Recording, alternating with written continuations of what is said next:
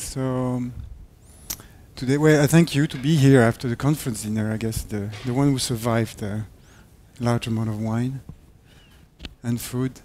I'm going to talk about the geometry of relative locality, which is based on a series of work done with Rob Lee and George Minnick. The main theme of this talk and the whole series of work is non-locality.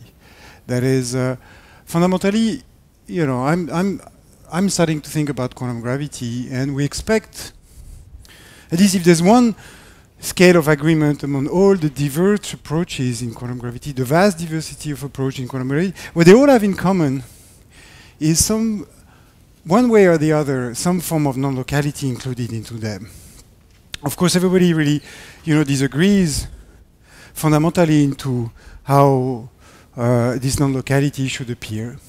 And the question, which I find interesting, is that instead of trying to think about quantum gravity in a particular model, I would like to think, from a point of view which can include all these models, which is a more fundamental or a different way of looking at the problem, which is what kind of non-locality can we expect, and can we, what kind of non-locality can we will we have to deal with? The problem with non-locality is that all our experience with physics, especially effective field theory, but even more than that, renormalization group, causality, unitarity, all concepts around physics is based on locality. So as soon as we get rid of locality, we open Pandora's box, the Pandora's box of confusion, ambiguities.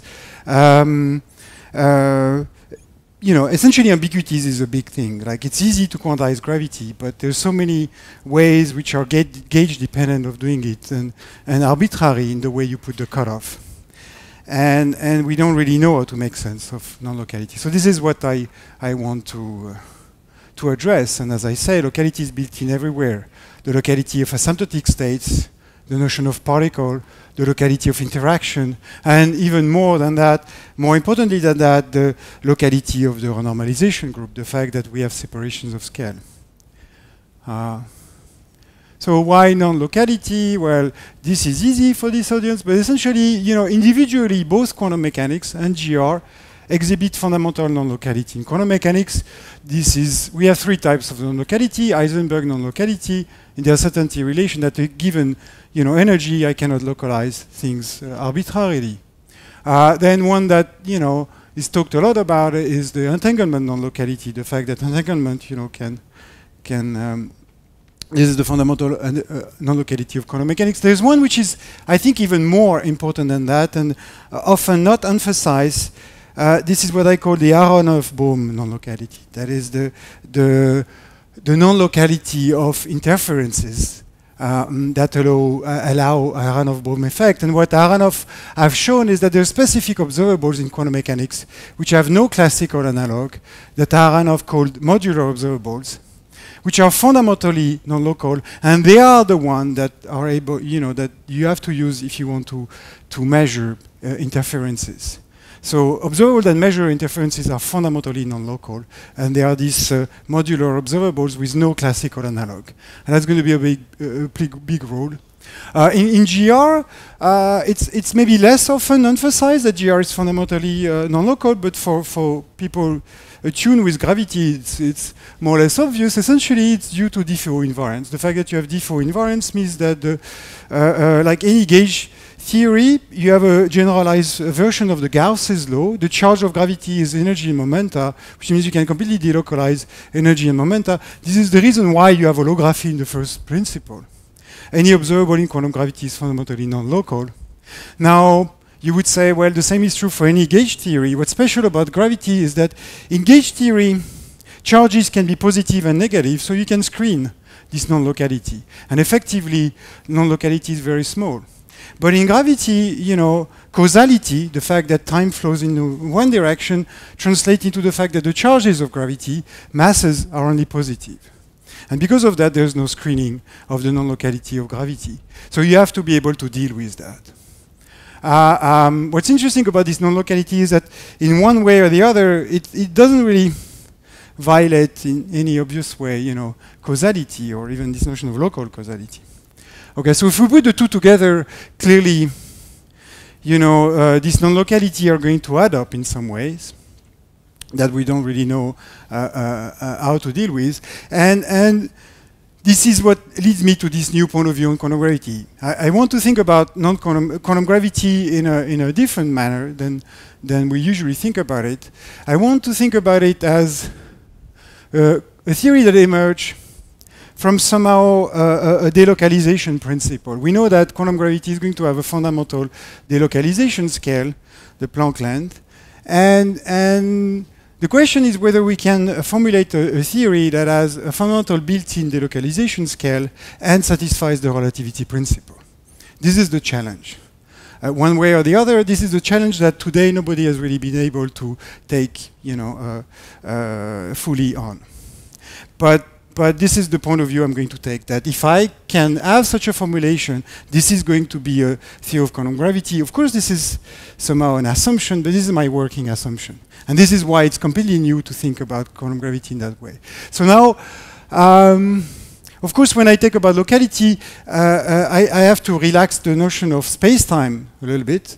And I have to take the point of view that space-time is not a prior notion. The point of view I'm taking is that space-time is defined via the interactions of quantum probes. Okay, so space-time is somehow a relational object. It's something which follows from the way things interact. And okay, so this is the point of view I'm going to take, which is essentially the notion of space-time depends on what you mean by probes of space-time. And this leads to, so the question is what kind of organizational feature or principle we're going to use to tame non-locality. And the one I propose, and I'm going to emphasize along this talk, is what I call relative locality. That is, in relative locality, processes among probes define the process of localization, and different, you know, and this process of localization, or you know, induce a notion of space-time that might be probe dependent. And in that view, locality is relative. So this is what I want to explain today, is how we can make sense of this notion of locality being relative. And of course, we are here, you know, in the Max Born city, and this idea of relative locality is somehow nested or you know, come by thinking a lot about this idea that Max Born proposed a long time ago, that somehow any formulation of physics should respect the principle of quantum mechanics, which is this Born duality principle that mixes X and P. And relative locality is somehow a later implementation, more full-fledged implementation of this original deep Born insight. Okay, so what is relative locality? So first, I have to tell you what is absolute locality. Absolute locality is an hypothesis that you all make, but you don't even think about it because it's so obvious to you, right? It's the hypothesis that space-time is an absolute entity, which is completely probe independent. It's a universal notion. It's so universal that you can draw you know, a Penrose diagram about it and draw a particle moving in it. So this assumption that the notion of space-time is probe independent is built in any textbooks of physics, and it's built in any hypothesis you have about how you think about physics. So sometimes these, you know, obvious hypotheses, they are hard to unearth and question because they're really in the background of all of what we do. So this is what I want to do. I want to question that hypothesis.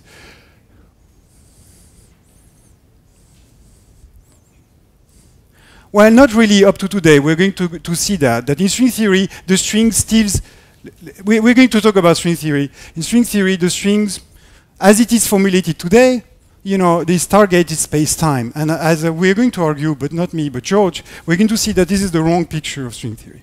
So I don't think string theory, the claim is that string theory, yeah, satisfies the principle of relative locality, but this has not been realized up to now. So now relative locality is, in the contrary, exploring the idea that space-time is a notion that depends on the quantum nature of the probe, and especially will depend on, you know, maybe internal quantum numbers, but the thing I'm going to focus is the energy of this quantum probe. And the usual notion, which is the space-time notion, so when you talk about space-time notion, for me, what you're talking about is that you have a specific type of probe in mind. You have a notion of probes which have to have two properties. They have to be point-like, and they have to be classical. So for instance, for the string, you know, it's not true. So anytime you mention space-time, you really think about point like a classical probe. And that's why talking about space-time in the context of string is somehow an oxymoron. And we're going to see with George why. So now the question in general is, what is the proper notion of quantum space-time adapted to probes which are quantum, because probes are going to be quantum, and non-local, because somehow there's a built-in length scale in it. And that's the main question here.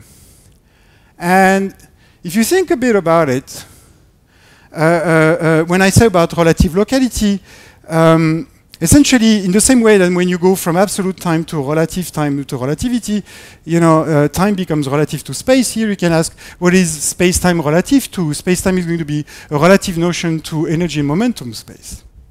Okay. So space-time is going to be just naturally embedded into phase space, as it is in quantum mechanics. So we can ask why we want to do that, how to implement it, which is what we're going to see, and what are the consequences for space-time and effective field theory. That's essentially the plan of the talk. So in order, let me first start by illustrations of relative locality. So let's say the one thing we know is that we live in one universe. So we think. But now let's look at this one universe. And the beautiful thing is that now we have full sky surveys of this universe. And what's remarkable, it's too bad that the light is on. I think, let me shut off the lights, because they are beautiful pictures, and they're more than that. What?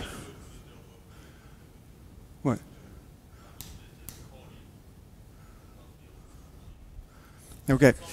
Anyway, so it doesn't, it looks bad. There's no way to shut off the light. Anyway, what you see here is that this is really what we see when we look at the universe. What we do is that we have to take a particular frequency, and we look at the universe at different frequency, and we don't see the same thing. I mean, that's pretty obvious. What we see is not, we don't see one space-time. What we see is a correlation, you know, on these among different pictures, correlations which are energy dependent. And from this energy dependent correlation, you know, under the assumption that this represents one space-time, we make a reconstruction. But we could try to do the other way. We could try to take these collections of pictures and try to investigate to what extent this, you know, comes from one space-time. What we really see, anytime we look at the world, is always correlations in phase space. That's the first point. This is in the microwave wavelength. Not the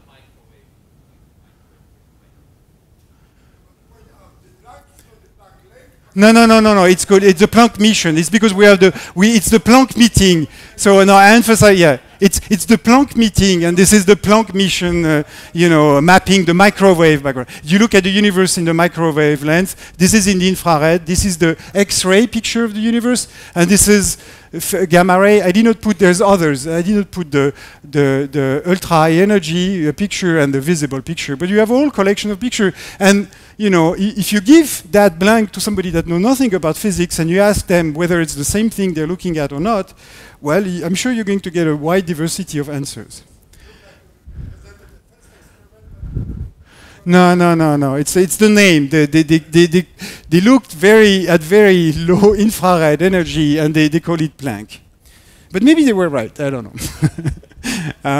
We're going to see. So maybe a more interesting and deeper exemplification or illustration of this principle of relative locality is, okay, let's try to do, what do we see? Essentially, it's what do we see when we try to see how things are located in the quantum? And what's remarkable is that in the past 5-6 years, there is radically new experiments that allow us to visualize the quantum state. So essentially, here what I'm going to show is pictures of where is the electron in a quantum crystal. Essentially, what does the electron wave function looks when I look at a quantum crystal. And people can now take picture of that. The technology is very simple. It's electron tunneling microscopy. And you know, you have to be very patient because you go over every atom and you measure the current here, which is proportional to the electron density, so then you know whether there's an electron or not here. There's a control switch, which is essentially the voltage you put So the resistivity, that you measure depends not only on the position you are, but essentially the energy or this voltage you're putting it. So what you see is a localization, it's a movie, in some sense it's a picture of where the electron here, depending on what energy you're looking at. You're not changing the state of the crystal. It's not like you're eating up or down. You're just looking at the same crystal, but differently, okay? So, and then you ask, is my crystal an ordered system or disordered system or whatever, In classical physics, it's one thing or the other. What do you see at the quantum level?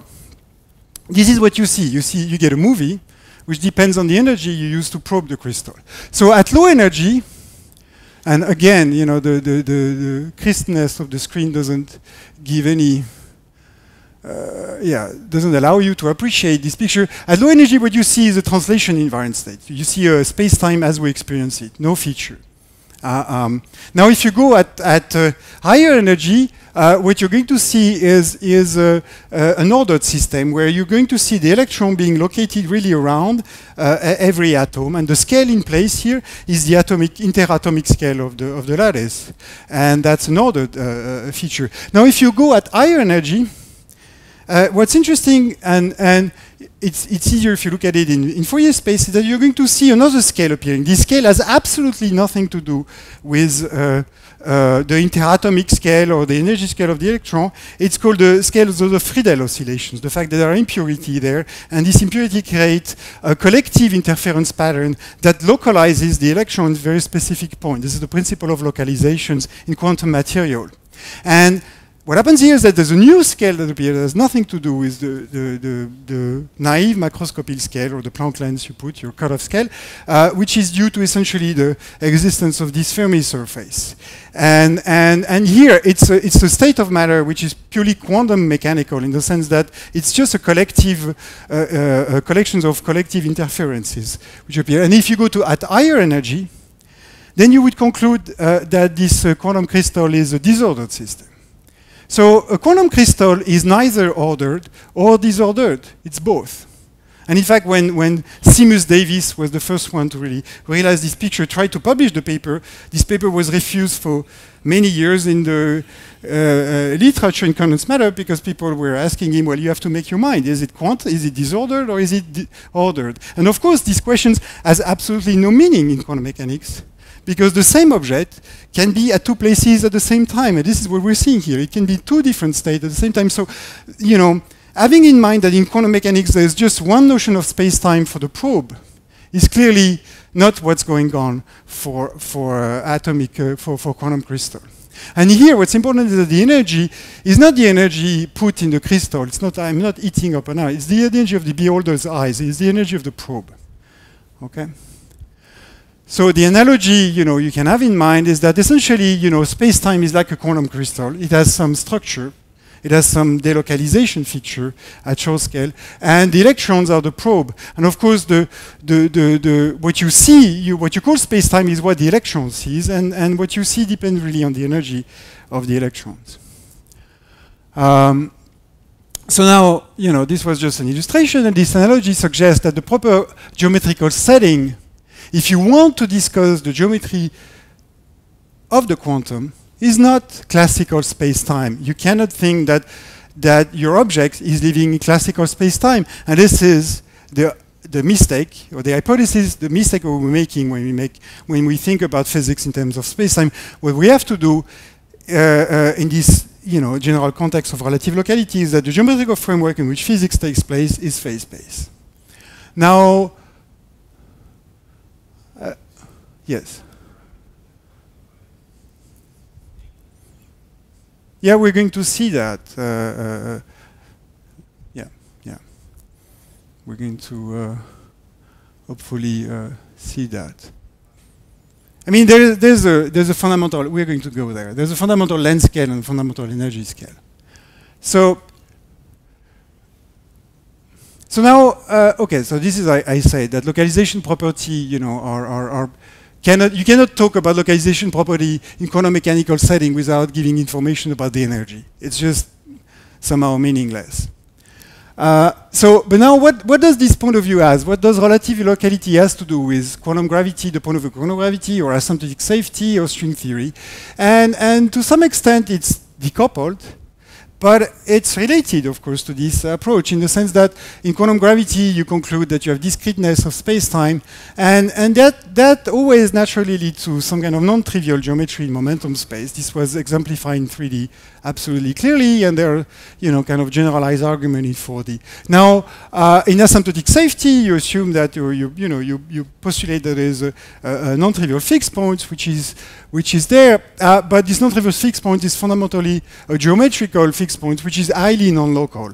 And you have to, if you really want to understand the nature of these geometrical fixed points, you have to say, well, is there some kind of quasi-geometrical description of the physics around that? If you don't have that, it's kind of almost useless to know that there's such a fixed point there.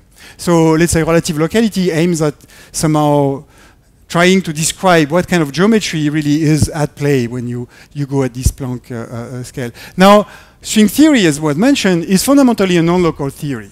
The popular understanding today is that it's essentially just a fix for effective field theory. And this is fundamentally wrong. String theory is fundamentally a non-local theory.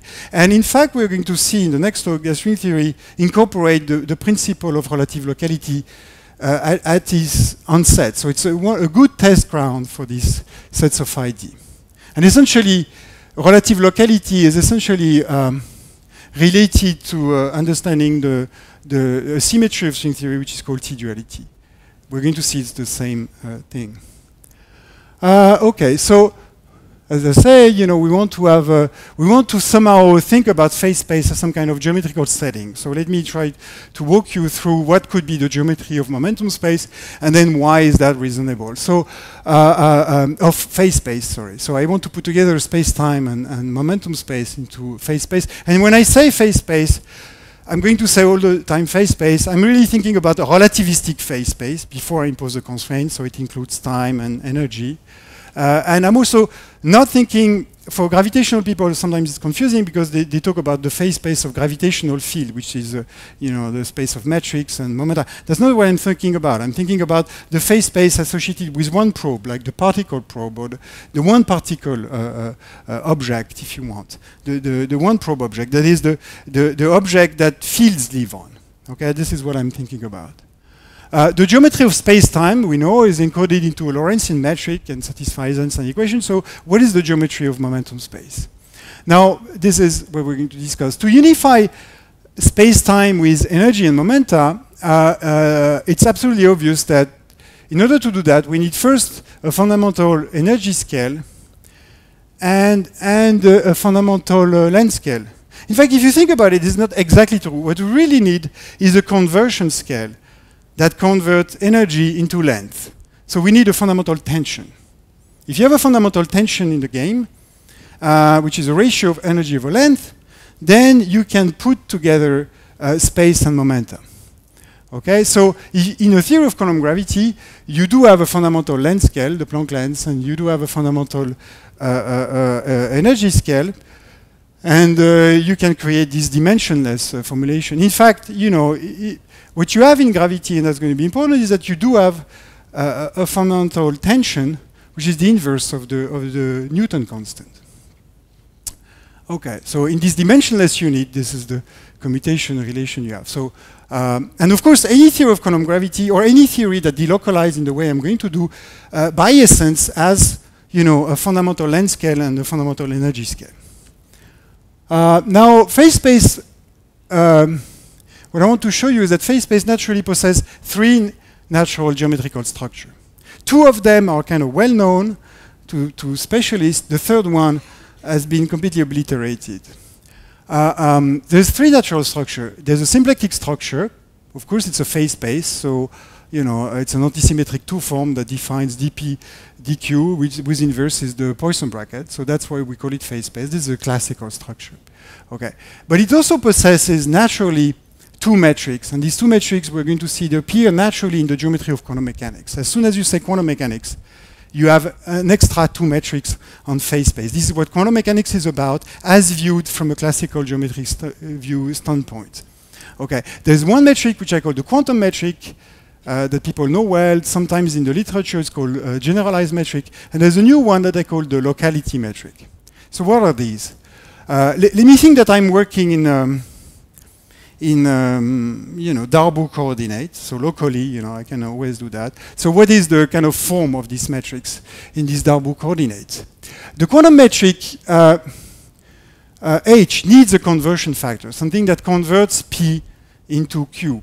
And here, I'm going to, one of the hypotheses of this whole setting is that we understood I want to have a new take on the equivalence principle. In some sense, it's saying, well, we didn't understand the equivalence principle properly. For me, the universality of free fall, I want to interpret it as the fact that G Newton, so inverse of G Newton, you look at the dimension, it's a constant at the dimension over mass over distance.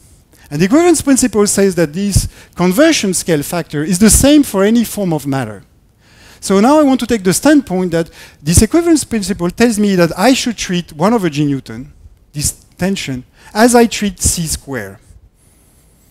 A conversion factor between energy and momenta, a fundamental conversion factor between energy and momenta that allow them to put together. This is the real reason, the real meaning behind the equivalence principle. That's the point of view which is made here.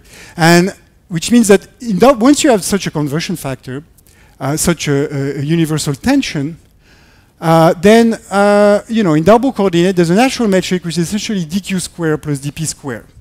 Right? So the ratio of dq square over dp square is always divided by this gravitational tension. Now you would say, well, I don't see this metric when I do space-time interpretation. I see only dq square. And I would answer, well, that's of course absolutely obvious. For all practical purpose, you don't really care about the thickness of events in momentum space because the gravitational tension is huge. The gravitational tension is 10 to the 17 kilogram per angstrom. So if you really want to see, so I'm saying the thickness in momentum space is there, but for all practical purpose, we ignore it, in the experiment. Any experiment that doesn't really, that allow you to neglect that. Compared to that, will make you look as if you were living in a usual space-time metric. So in relative locality, we see that the space-time metric is essentially the projection or the leftover of this quantum metric. Okay. I guess that's clear. Now, there's another metric that we need to do because in physics, we are not really confused about what is x and what is xp. In our realm, I'm not localizing myself in momentum space when I'm moving from x1 to x2, even at constant momenta.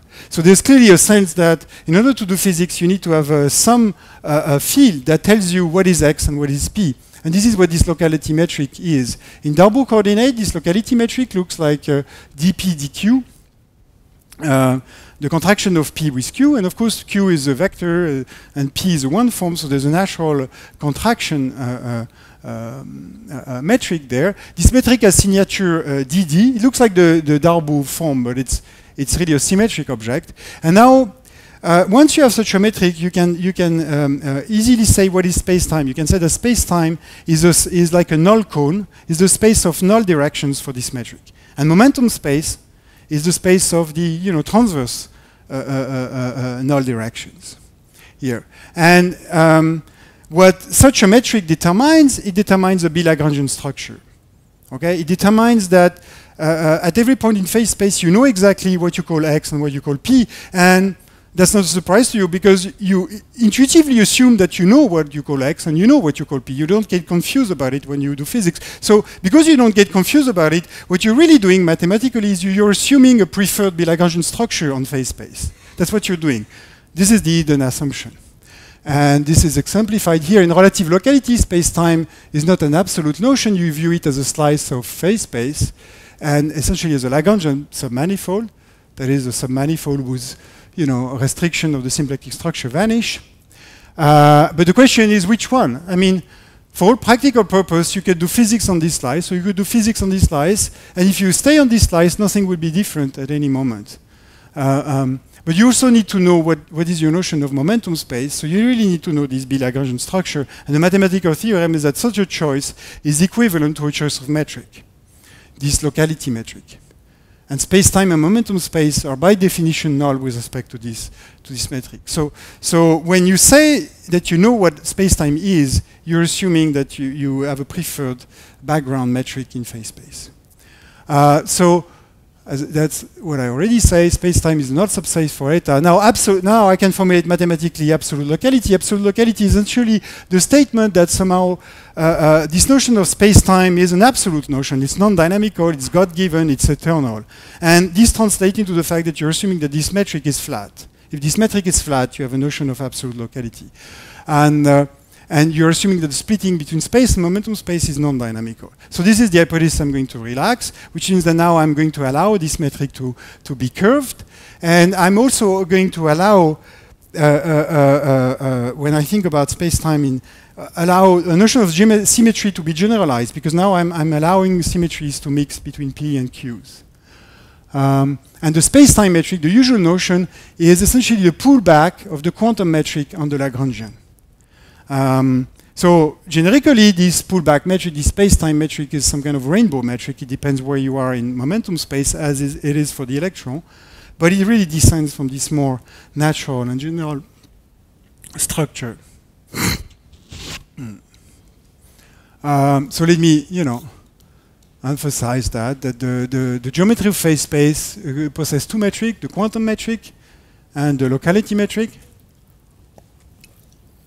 One defines the splitting space momentum, the other one defines the space-time metric. And in fact, in the two theory we know in quantum mechanics, H, where we're going to see H is essentially the information metric or the probability metric. So H is flat in quantum mechanics by definition. It's the Born rule.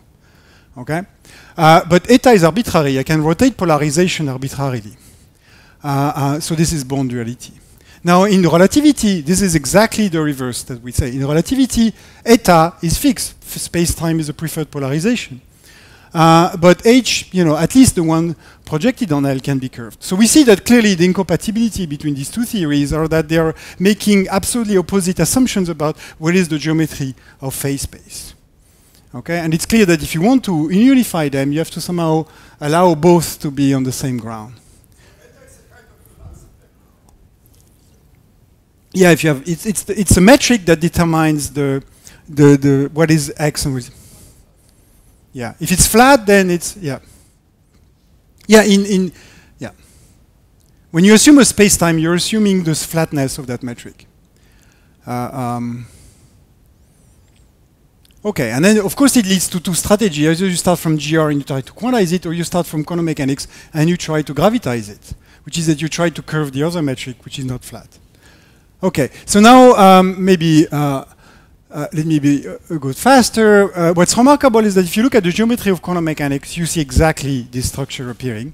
And this is what mathematicians have done. So I'm looking at quantum mechanics as mathematicians do, and they say, well, quantum mechanics, you need a phase space, you have a symplectic structure that's classical, then, you need to understand, you need to construct a Hilbert space, and it's well known in geometrical quantization that to construct a Hilbert space, what you need to do is to give a complex structure on your phase space. If you give me a complex structure on your phase space, geometrical quantization provide a natural Hilbert space as the space of holomorphic sections.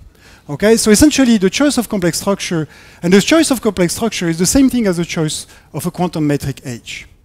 So a choice of quantum metric is the same thing as a choice of Hilbert space. Okay, but if you want to do quantum mechanics, not only you need to know your Hilbert space, but you need to know how to multiply things. So you also need to define what is the star product.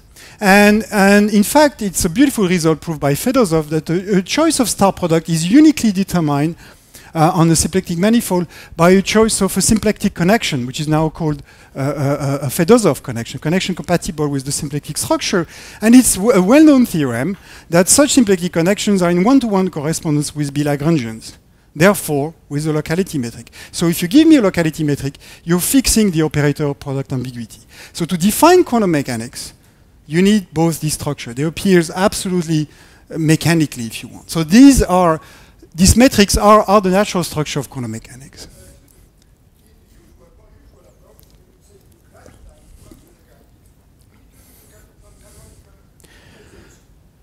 Well, I mean, gravitas, it's, at this stage, is still a word. What I mean is that I have to think about the Born rule, which is a linear rule, being curved in some sense. I'm not claiming that I know the answer to that, but I'm thinking it's a new way to think about.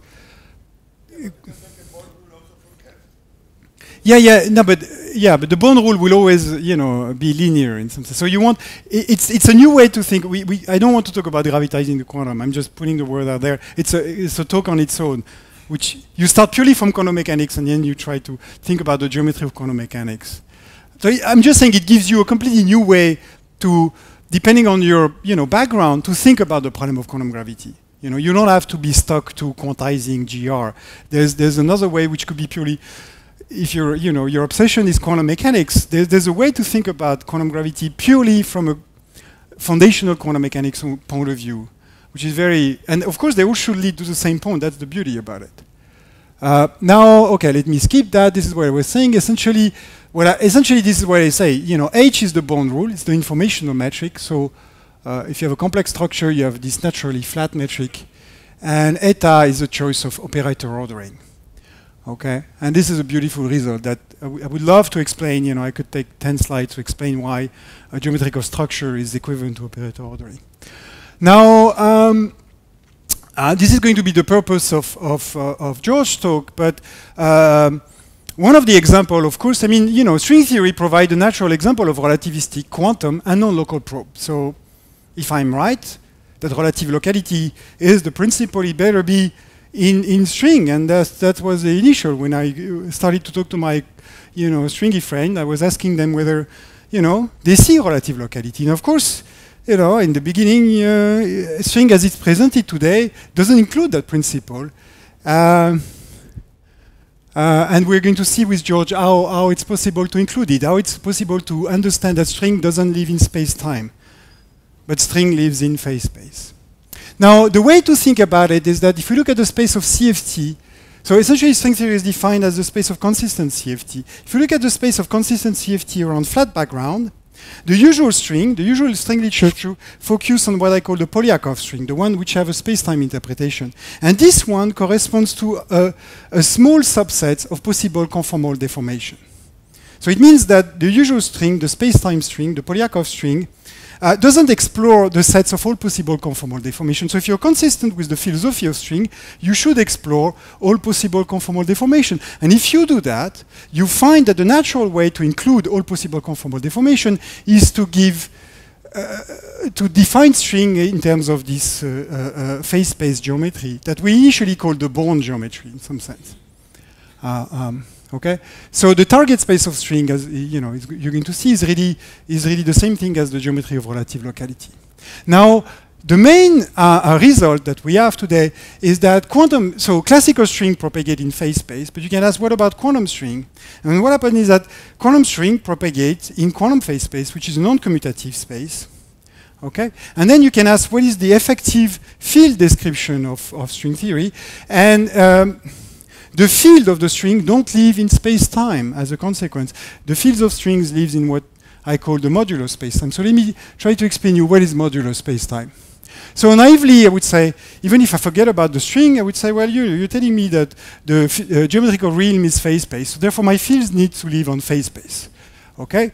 But this is not good. First, because we know that there's a limit where it depends only on Q and not P. So how do I get rid of this extra P dependence? It looks like too much.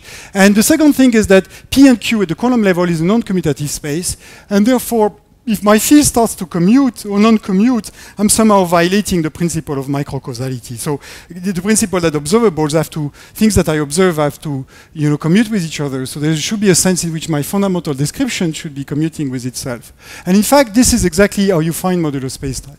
You can say, what is the notion of a field on modular spacetime? So classically, a field is a function of Q and P that depends only on Q. So it's a function of Q and P that Poisson commute with itself, if you want. Okay? So you could say, well, okay, let's do that at the quantum level.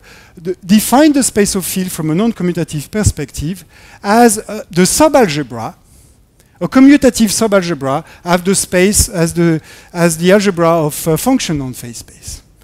The algebra of function on phase space, non-commutative algebra. You can look at the subalgebra of it. And naively you would say, okay, no big deal, I'm going to find exactly what I found classically, that something which is commuting quantum mechanically is essentially something living on a Lagrangian space-time. That's wrong. The beauty about quantum mechanics, and this is, you know, the first one that really understood that is Aharonov, is that quite bizarrely, there are more things commuting at the quantum level than they are at the classical level. And this is why we have the phenomenon of interferences. The phenomenon of interferences is tied up to the fact that there are things that at the quantum level commutes that would never, ever, ever commute at the classical level. At the classical level, if I take the Poisson bracket of a function of p with a function of q, I cannot find 0. But at the quantum level, it's possible. And let me give you an example. These examples are these modular observables. So essentially define the notion of p to be p modulo h bar over r. And clearly you see that this variable, when I send h bar to 0, doesn't exist, so it has no classical analog. And q to be q modulo r, where r is, let's say, your Planck scale, or, or any other scale you like to put. Then you can prove that these two observables, this one depends only on p, this one depends only on q, they commute at the quantum level, but they don't commute classically. Okay, so this is the miracle of modular observable, which means that you have a notion of modular space-time, which essentially is the space described by p and q, this modular variable. So at the quantum level, you have a new notion of space-time, which is a geometry in the sense that you know, every point on it commutes with itself, so it's a manifold, but which is by essence quantum, in the sense that the only way you can define space-time is because you have quantum mechanics. There would be no way to define what space-time is if you didn't have this notion of non-commutativity in the first place. So this is in that sense that this notion is an interesting one. It's not like you're resolving the tension between space-time and quantum mechanics by trying to put one on top of the other. Is that by definition one, you know, is defined in the other. And the way a modular space-time looks, it's like it looks more like, you know, instead of looking like a long slice of phase space, it looks more like a cell in phase space of area 2h bar. And of course, the space-time we're used to are the space-time where somehow the thickness, this is this hugeness of the gravitational tension, the thickness in p space is very small compared to the thickness in x space. So we see an extended space, but we see a very tiny portion of you know, momentum space relative to the energy we're probing it. Okay, so in the limit, you know, of course I can squash my cell and recover the usual notion of space-time, but I'm forgetting the fact that it has a little thickness in p space. And modular space-time is quantum in essence. So to conclude, let me tell you a little bit what are the features of this modular space-time. Is that the effective field of string, or you know, you can think about the notion of field theory on modular space-time. That is, these are fields which, you know, are going to satisfy now not one but two equations, because I have these two metrics. You know, the box with respect to h and the box with respect to eta. For massless field, it would be 0. And then the interactions are going to be local in phase space in this modular space. But locality in phase space is much more than it's much more complicated than locality in space-time. Of course, if you know, this equation box theta equal phi is essentially dp dq. So one way to satisfy this equation is just to demand that dp doesn't depend, that phi doesn't depend on the momentum direction, and then you recover usual field theory. But if you study field theory at the quantum level, you find that the fundamental excitation of these theories are not point-like particles. They are dionic objects. That is, they are objects which have the property that their extension is proportional to their momenta. Okay? So this is this fundamental relation that the more energy you put in at some level, you start to explore bigger region than, you know, rather than smaller region. And another feature of this theory is that the notion of Lorentz symmetry is extended. Of course, there's the usual Lorentz symmetry in phase space that you know, boost Q and you inverse boost P. But there's a new type of symmetry, which is essentially that you are allowed now, which is responsible, for instance, it's manifest in Born-Infeld formulation, but it's a symmetry that allow you to rotate P and Q. And this one is absolutely bizarre and fascinating, and this is something we are really investigating, because this one violates any concept of locality you might have. Sorry? It's not exactly the canonical, because this is the one that preserves eta, not omega. But it's like a Bogoliubov-like transformation, which mix space and momentum space. And such transformations are totally forbidden, right? In field theory, you can't get confused about, because a small momentum space is a large X, okay? So when you do gravity of field theory, this is absolutely out of the question to assume such kind of transformation. You cannot even formulate or think about it. But you can think of it as a canonical transformation if you want, that respects the type of dynamics of the theory. So, as I say, the fundamental equations are dyons. There's an extended Lorentz symmetry. So, what is the main prediction, on a broad scale of such approach? The main prediction is that we see that in both examples. If you have something that increases size when you increase the momenta, as let's say a black hole would do, but you extend that kind of symmetry property to fundamental objects, then clearly what you're doing is violating the separation of scale. You're violating one of the fundamental principles of physics, locality. Okay, and essentially the main prediction of such an approach is that we expect a fundamental infrared UV mixing in fundamental physics. And in our view, this is how we are going to see quantum gravity effects, in the fact that subtle correlations between UV observable and infrared observable. And in my view, there's no other way to really witness anything quantum gravitational. And of course, the conclusion is that effective field theory doesn't survive this unification. So any reasoning that attempt to approach quantum gravity from the quantum effective field theory is just doomed from the onset. Anyway, but a new notion of locality appears, which is modular locality. And let me conclude. Relaxation of locality needs certain principle, relative locality, bound reciprocity. There is a geometrical description in phase space. It's realized in some example, like in string theory.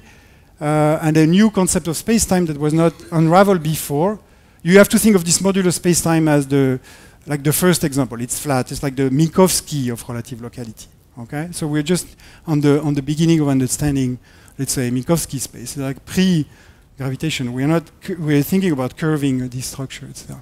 But field theory, as we know, it doesn't survive the unification. For me, that's a clear cut.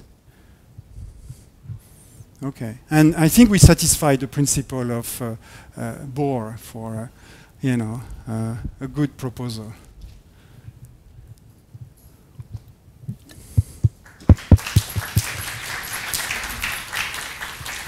Yeah, so we have time for -1 question. Quick. Go. No? Yeah, go. Okay. Go. Okay, go ahead, but quick.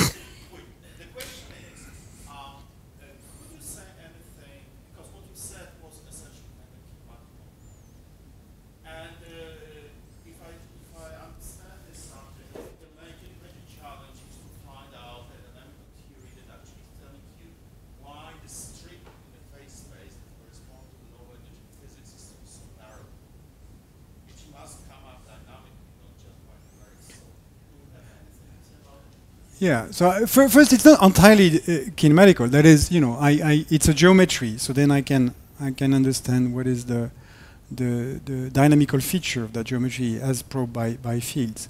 Now, what you're asking is, this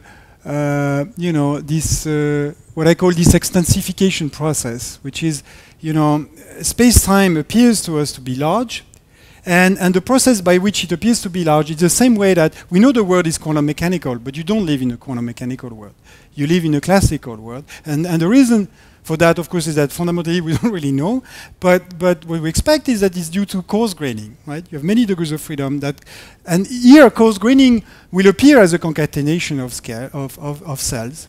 But what I'm saying here is that in some sense, your question is tied up with the measurement problem question. In some sense, explaining why space-time is large is the same thing as explaining why the world looks classical.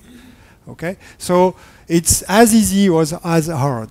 And I don't have the full answer to that, but the short answer is that, yeah, it's a coarse-graining process. So it's because if you probe the universe with very coarse-grained observable, it looks classical. But there are other observables. That's the claim we're making. which, don't see space-time like that. Of course, there are quantum mechanical observables that don't see physics as classical, but you have to first know the quantum theory to engineer such observation, and that's really the goal here, is that such observations of this cell structure is possible, but you first have to understand your theory of how you're going to be able to probe that thing. And if you think in terms of effective theory, by definition, you will never even be able to conceive an experiment. Great. So I suggest to postpone further question to the next talk, because it's on a similar related topic. And we thank Laurent again.